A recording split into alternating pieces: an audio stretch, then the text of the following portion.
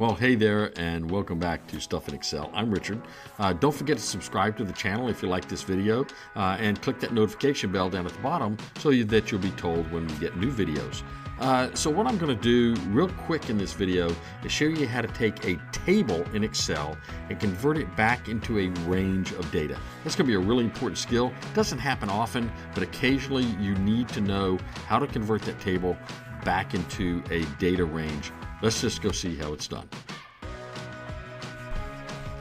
As I stated in the introduction, there will be occasions where you have a table of data in Excel and you want to convert that back to a range of data. For one reason or another, you may not want it still in a table format. So how do you do that? It's really not hard, but you do have to go through a step or two to do it. So all we're really going to do is we are going to click anywhere within the table of data that we have. And you notice I can tell it's a table because my headers all have the drop-down filter menus built into them.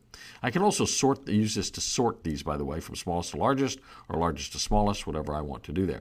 And it will sort the entire data file, not just that column. It'll keep everything together.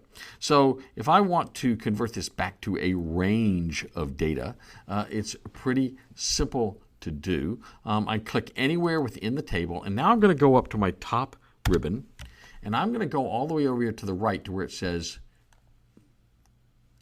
Table Design. When I click on Table Design, it's going to change the ribbon, and over here to the left, it's got an option that says Convert to Range. When I do that, it's going to take all the table features away from this set of data and just make it a range of data. Now, what I want you to be aware of, it's not going to change any of the coloring. The color format you've already got set up is still going to be there, so it's going to sort of look like it's still a table, but it's really not. So, but what you'll notice is those drop-down menus will disappear off the header. So I'm going to say Convert to Range, and it's going to ask me, do you want to convert the table to a normal range? It's just a check to make sure you're doing what you really want to do. Hit yes, and watch those drop-down menus. They're going to disappear. And now all of a sudden, I've got a range of data like the original data was, without any of the table features associated with that data. Very easy to convert a table back to a range. You just have to know where to go to find the command.